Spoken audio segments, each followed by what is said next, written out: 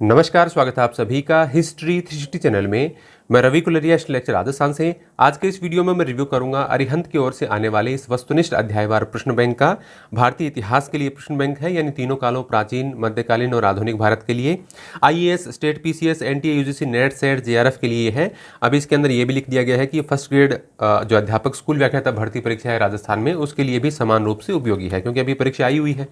तो एक काफ़ी भारी भरकम सा प्रश्न बैंक है। 695 रुपये इसका एमआरपी लिख रखा है। ऑनलाइन अमेजोन पर 400 से 450 रुपये के आसपास ये मिलता रहता है। अब मैं इसका आपको इंडेक्स दिखाता हूँ। पेपर क्वालिटी वगैरह अच्छी है, एकदम बढ़िया प्रिंटिंग है इसके अंदर। विषय सूची आप देखेंगे तो आपको नेट के कुछ पेपर मिल जाते हैं शुरू में। सोल्ड पेपर देखिए 2020, 19 और 18 के, दिसंबर और जुलाई 2018 के।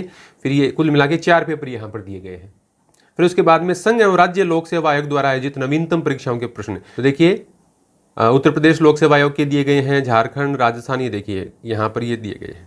सिविल सर्विसेज की प्रारंभिक परीक्षाओं में जो प्रश्न आते थे पहले बहुत ज़्यादा, ये देखिए 2008, 7, 6, 5, 4, 3, 2, 1, ये देखिए पहले ऑप्शनल के प्रश्न आते थे इस प्रकार से प्रारंभिक में। तो यहाँ पर 1995 से 2008 तक के ये पेपर्स के प्रश्न दिए गए हैं।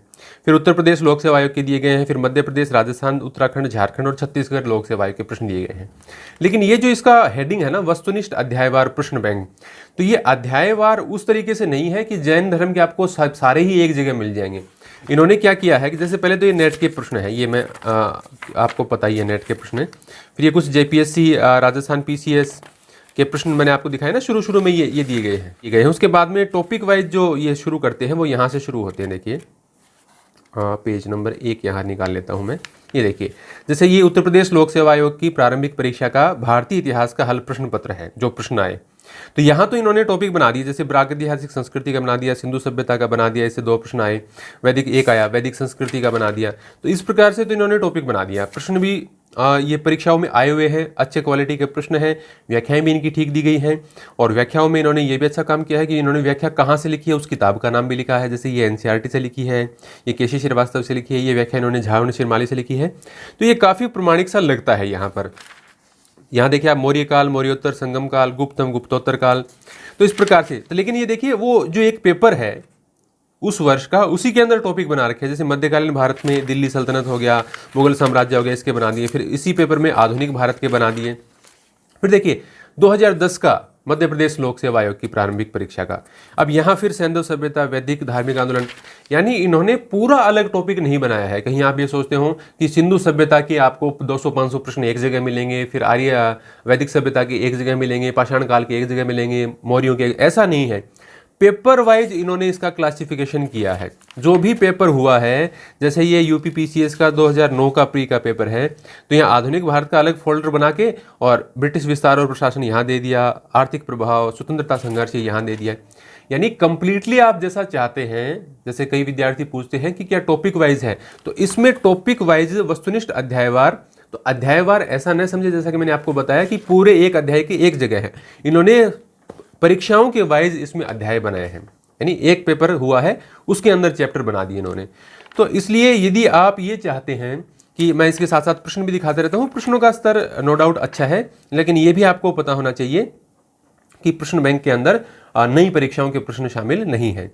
तो यहाँ मैं आपको कहना क्या चाहता हूँ कि जैसे आपने एक टॉपिक पढ़ा हड़प्पा सभ्यता, और उसके बाद में आप चाहते हैं कि आप हड़प्पा सभ्यता के सारे प्रश्न हैं वो प्रश्न बैंक से सोल्व कर लें, तो उसमें आपको यहाँ पर बहुत अधिक परेशानी का सामना करना पड़ता है। क्योंकि आप लगभग 1000 पेज के करीब की तो ये होगी किताब, मैंने अलग अलग गिने नहीं, वैसे पेज दिए नहीं है। तो उसमें क्या होगा कि आप मान लीजिए इस पूरी किताब के साथ आपको गुजरना पड़ेगा, पूरी किताब के पन्ने पलटने पड़ेंगे, तब जाके आप हर टॉपिक से 2 प्रश्न, 5 प्रश्न, 1 प्रश्न, 3 प्रश्न ऐसे करके हड़प्पा सभ्यता का देख सकते हैं। वो बिल्कुल भी पॉसिबल नहीं है। मैं ईमानदारी से बात करूं, एकदम भी पॉसिबल नहीं है कि आप एक टॉपिक पढ़ें और फिर उसके प्रश्नों को यहाँ पर सॉल्व करें। इस क्वेश्चन बैंक को कैसे काम में लिया जा सकता है, आप अपना पूरा सिलेबस करें, उसके बाद में इसमें क्वेश्चन बैंक को देखें। यही संभव है इसके अंदर कि आप अपने पूरा सिलेबस देखा, आपने प्राचीन, मध्यकालीन, आधुनिक सब पढ़ लिया, उसके बाद में आप इसके प्रश्न सॉल्व करने का प्रयास करें, तब देखें, तब तो ये काम का है।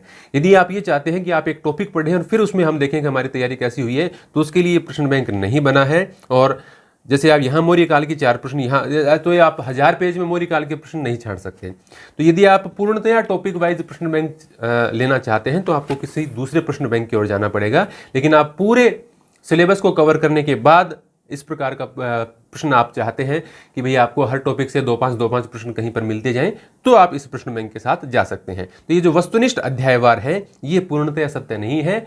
वस्तुनिष्ठ अध्यायवार पेपर वाइज इन्होंने बनाया है, ऐसा नहीं है कि कोई एक टॉपिक इन्होंने पूरा एक जगह कंप्लीट करके दिया है। तो ये था मेरा रिव्यू अरिहंत के इस वस्तुनिष्ठ अध्यायवार प्रश्न बैंक का। प्रश्न बैंक ये अच्छा है लेकिन टॉपिक वाइज नहीं है। धन्यवाद।